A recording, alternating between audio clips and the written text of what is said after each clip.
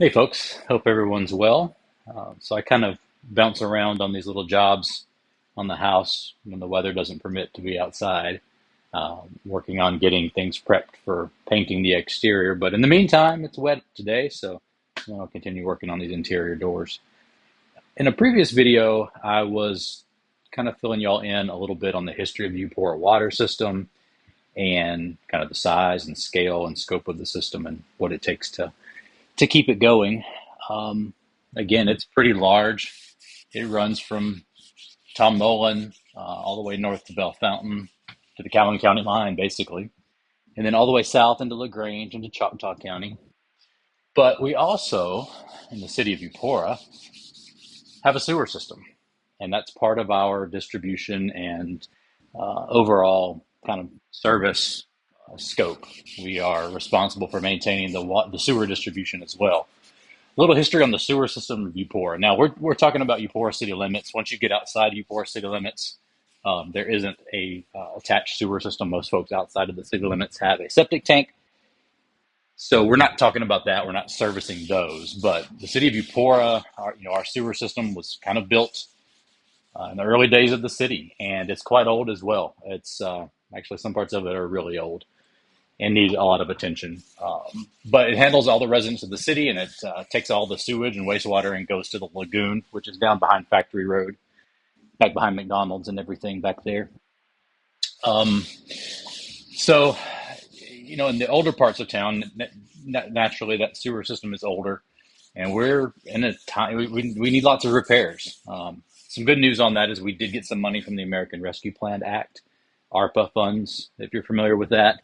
That will be used for an upcoming sewer project. We're going to start kind of in the oldest part of town. And basically, it's relining the sewer lines along Adams Avenue, Gould, South Allen Street, maybe parts of Dunn and Figget Avenue. Those are the oldest sewer systems in town and need the most attention. And they also are kind of our sewer mains. That's where everything kind of travels to before it goes over to the lagoon.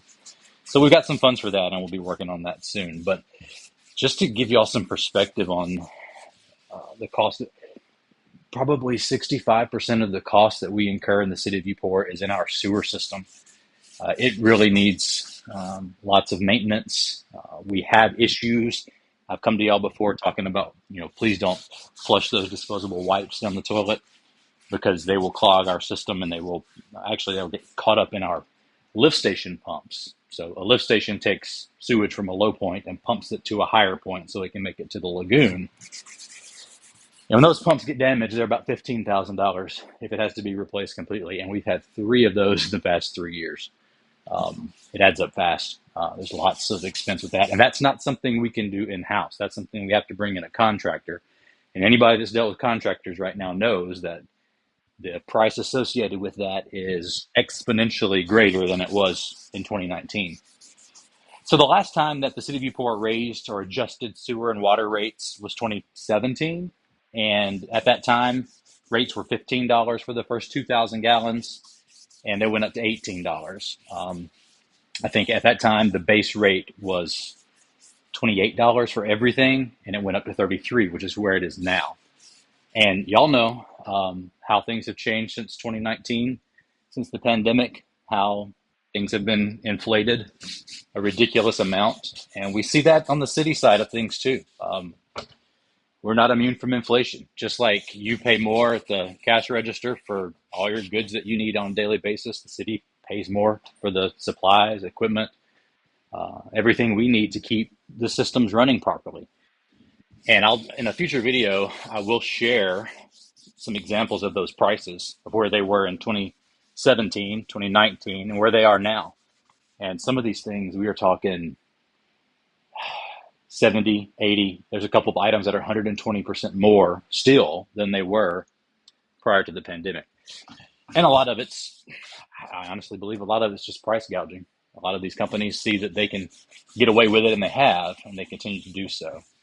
But unfortunately, we can't do anything about that right now. So I'll share a little bit with you about the cost of things. But like I said, in the city of Eupora, we have the sewer system as well that we have to maintain. And we're starting a new project here pretty soon to work on some relining.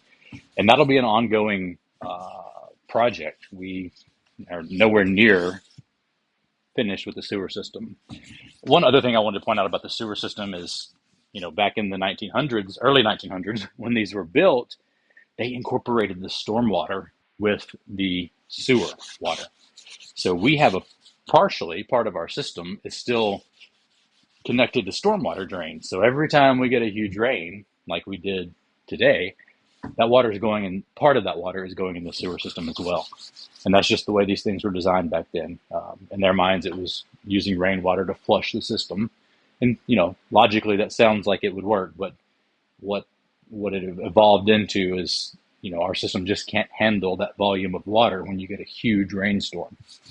So anytime we can look at ways to divert storm water away from those drains, to some extent, obviously we want things to flow, but looking at best practices in stormwater for like creating detention facilities, retention facilities, and allowing that water to kind of stay on site a little longer if possible. But I digress.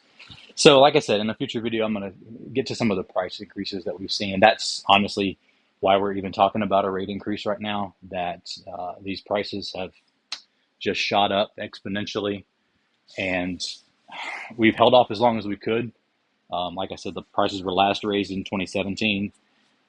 Held off for a long time, hoping these prices would come down. They just haven't come down a significant amount, and the cost of running our system is far greater than it's ever been. So we'll dive into that a little bit in a future video. Again, thank y'all for kind of following along. Like I said, I hope to make or hope to be as informative as I can for our citizens. I think that it's important for citizens to know about city government, to understand how city government functions, to get involved, to volunteer, to ask questions. These things, the decisions being made at City Hall affect all of you. And, having people involved during the conversation is very important to make sure we get it right, that we create a community that encourages everyone to thrive. And that's the goal, right? That's where we are focused in Eupora, is creating a community where everyone can thrive. So, again, follow along and shoot me any questions you might have specific to the topics I'm talking about here, or anything in general that you want to know about as far as the city is concerned. I'll be happy to answer it on social media, probably through a reel or something. And that way people can kind of stay connected with the questions folks have. So thanks a lot. Y'all have a good night.